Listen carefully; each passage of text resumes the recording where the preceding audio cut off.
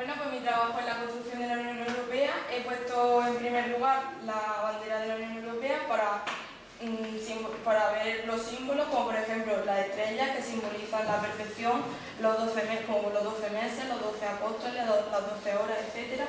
Y el color azul, que simboliza la cultura, como el cielo, etc. He estructurado mi trabajo en tres partes. Primero la introducción, en segundo lugar los tratados con la CECA, la C y el Euratom, y en tercer lugar el proceso de ampliación. La introducción. La idea de la Unión Europea surge después de la Segunda Guerra Mundial, en 1946, cuando Churchill se declara a favor de la creación de unos Estados Unidos de Europa. Los objetivos eran acabar con la rivalidad entre países, coordinar su economía y crear una tercera potencia mundial frente a la URSS y a Estados Unidos. Ahora voy a hablar de los tratados. El primer tratado es el de París, que se firma en 1951 entre los Estados miembros, que son Alemania Occidental, Francia, Bélgica, Luxemburgo, Italia y los Países Bajos. Dentro del Tratado de París se crea una institución muy importante, que es la CECA, la Comunidad Europea del Carbón y del Acero, que se funda en 1951 y que agrupa por primera vez a Francia y Alemania.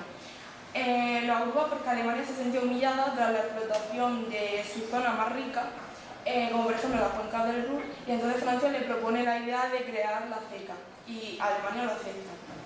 Se extingue en 2002 porque ya nace la idea de la Unión Europea. Pero en su existencia crea las principales instituciones europeas, que son el alto cargo de la CECA, la Asamblea, que posteriormente da lugar al Parlamento, y el Consejo de Ministros. El segundo tratado es el Tratado de Roma, que se firma en 1957, pero se firman dos tratados, que son la CE y la Euratom. La CE es la Comunidad Económica Europea, que su objetivo es formar un mercado común. Y en este tratado se establecen, por ejemplo, una aduana y un mercado exterior común, una política agraria común, y se crean instituciones para su desarrollo económico. La Euratom es la Comunidad Europea de la Energía Atómica, que se firma junto a la CE. Su objetivo es el desarrollo y la independencia de una industria propia nuclear europea, y también se crean instituciones como son la Comisión de la Euratom y el Tribunal de Justicia. El Tratado de Bruselas se firma en 1965, en el tratado en el que se constituye un Consejo único y una Comisión única. Es considerado el Tratado de Fusión porque en un solo poder se agrupan los tres poderes ejecutivos de las tres comunidades que lo forman, que las he nombrado anteriormente, y comparten dos instituciones, las comunidades, que son el Parlamento y el Tribunal de Justicia. El Tratado de Luxemburgo, también conocido como Acta Única Europea, se firma en 1986. Su objetivo es restaurar las instituciones para preparar a Europa para la adhesión de España y Portugal. Los cambios que produce son la ampliación de la votación por mayoría cualificada y dar más peso al Parlamento. El Tratado de Maastricht se firma en Maastricht, en los Países Bajos, en 1992 y responde a 5 objetivos fundamentales, que son reforzar el sistema democrático, mejorar la importancia de las instituciones, instaurar una unión monetaria, desarrollar una dimensión social y crear la PESC, que es la Política Exterior de Seguridad Común. La estructura de Maastricht es un poco compleja, está recogida en 7 títulos y esos títulos recogen las modificaciones que se han realizado de todas las instituciones que se han hecho anteriormente. Cuando se crea la Unión Europea, que ya nace en el tratado, está formada por 3 pilares fundamentales, que son la CE, el primer pilar, la CECA, el Euratom, en el segundo la PESC y en el tercero la justicia y asuntos interiores. Otras características también son en las instituciones, que el Parlamento y el Consejo se agrupan y ya toman decisiones conjuntamente. En la política que se crean una serie de políticas comunes para todos que se basan en algunos ámbitos como son la cultura, la formación profesional, la juventud, las redes transeuropeas, etc.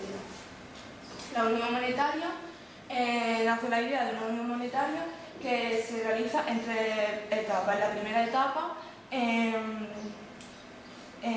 se libera la circulación de capitales, en la segunda se produce la reunión de los Estados miembros y en la tercera ya es cuando se establece la moneda y se crea el Banco Central Europeo.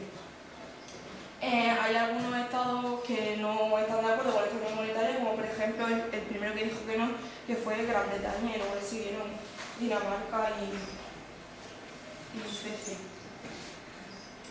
El protocolo social, Reino Unido, Gran Bretaña tampoco acepta someterse al protocolo social, y los objetivos del protocolo social son promover más empleo, mejorar en las condiciones de vida y de trabajo, más diálogo social y dar oportunidades a las personas excluidas en el mercado laboral. En la ciudadanía, una característica muy importante que nace en este tratado es que todo ciudadano con la nacionalidad de cualquier Estado miembro va a ser ciudadano de la Unión Europea y va a tener derechos como el derecho a voto, el derecho a presentarse en unas elecciones, el derecho a residir en cualquier Estado miembro, etc. El Tratado de Ámsterdam se firma en 1997 y tiene como objetivo crear un espacio de libertad, seguridad y de justicia. Este año también se crea el Europol, que es la Policía Europea, pero empieza a tener efecto en 2004. También se crea la figura de Mr. Pence, que es el ministro de Exteriores de la Unión Europea, que esa figura desde 1999 hasta 2009 estuvo ocupada por el español Javier Solana. El Tratado de Niza se firma en 2001 con el objetivo de preparar a la Unión Europea para la ampliación. El Tratado de Niza se compone de 2 partes y de 4 protocolos. Los logros que hace este tratado es que no introduce cambios, sino que lo ajusta y gira en torno a 2 ejes estos ajustes, que son hacia la composición y el funcionamiento de las instituciones y hacia la cooperación de las instituciones. En el Tratado de Niza nace el proyecto de Constitución, que se va a poner a los Estados miembros, pero ellos van a decidir entrar en un periodo de reflexión. Este periodo de reflexión se va a acabar con el Tratado de Lisboa, que se firma en 2007 y que surge como una alternativa al proyecto constitucional. Y entonces ya desaparece la idea de constitución y lo que se hace es que se negocia para crear un Estado con todo lo que pedía la Constitución, pero sin llegar a hacerla. Las aportaciones de este tratado son que se restaura la política exterior, se reforma la política interior y se restaura las instituciones y la forma de tomar las decisiones. Crea 2 nuevas funciones en el aspecto institucional. Crea al presidente del Consejo Europeo y el alto representante de la Unión Europea en asuntos exteriores. En la política interna y la externa, la política interna mejora la cooperación de la policía, de la justicia en lo civil y en lo penal. Y en la externa, pues mejora el papel de la Unión Europea en el ámbito internacional. Y el tercer proceso de ampliación, punto de trabajo, el proceso de ampliación, que paralelamente al proceso de integración ocurre el proceso de ampliación, que pasa de 6 países a 28 como somos actualmente. Pero para formar parte de la Unión Europea, en 1993 se establece una serie de requisitos para formar parte de la Unión Europea, como tener un sistema democrático, tener una economía de mercado en funcionamiento y asumir sus obligaciones. Las ampliaciones de la Unión Europea es que En 1951 a 1957, pues los 6 Estados miembros, que eran Italia, Francia, Luxemburgo, Bélgica, los Países Bajos y Alemania Occidental. En 1973 se unen Dinamarca, en Gran Bretaña e Irlanda.